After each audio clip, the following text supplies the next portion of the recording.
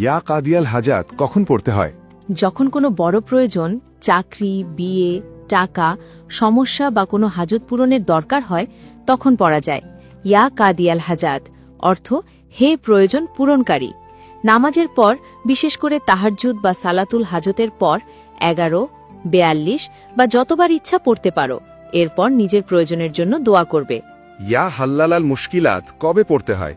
যখন জীবনে জটিল সমস্যা, বিপদ, ঋণ, মামলা, চাকরির বাধা বা অন্য কোনো কঠিন পরিস্থিতি আসে, তখন পড়া হয়।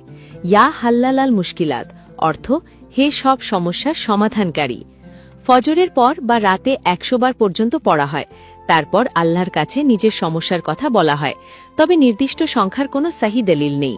ইয়া মুজিবাত দাওয়াত কেন পড়বে?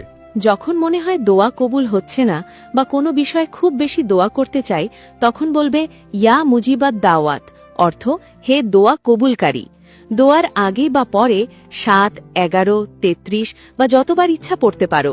এরপর নিজের ভাষায় দোয়া করবে।